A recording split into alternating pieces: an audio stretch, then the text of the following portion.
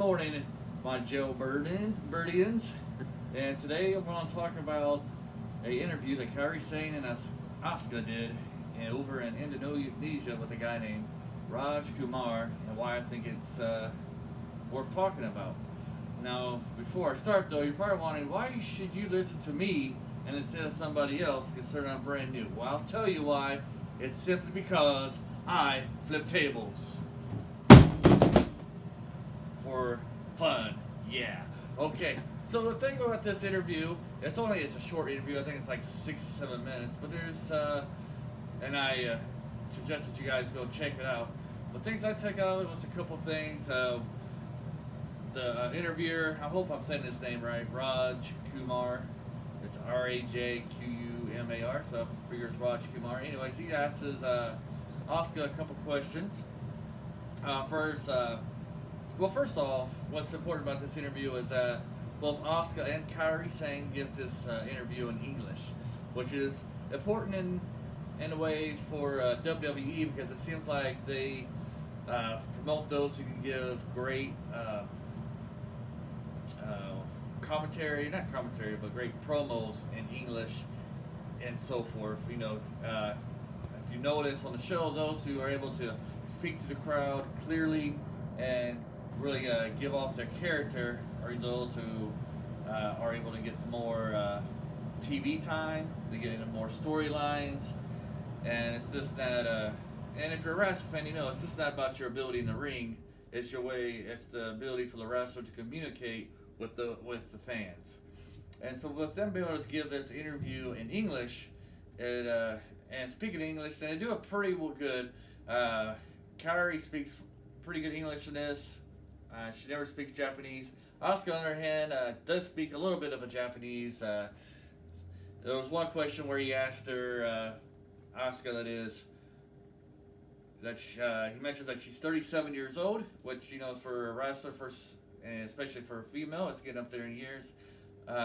What she plans on doing after wrestling, and she either blew off the question or she didn't understand it because she didn't really answer the question at all.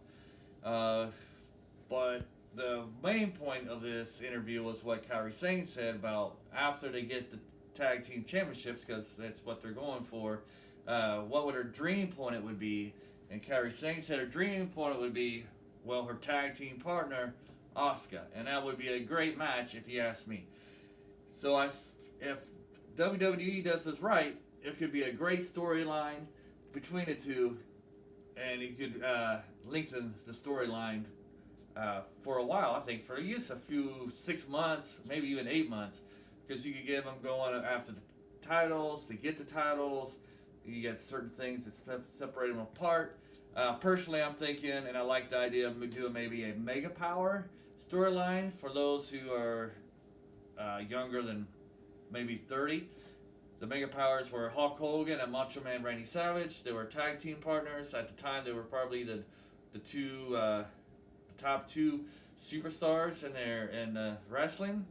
They were tag team partners, and throughout the whole year, there was things that made Macho Man a little jealous of Hulk Hogan. And they did a storyline so well that once they came to WrestleMania 5, I believe, that some of the fans were rooting for Macho Man to win because it kind of seemed that maybe Hulk Hogan was moving in on Macho Man's manager, who happened to be his wife. So they could do that with Kairi Sane and Asuka. You got some maybe Kairi Sane's getting all the publicity, all the grandeur, getting all the hype, and maybe Asuka's starting to get left out.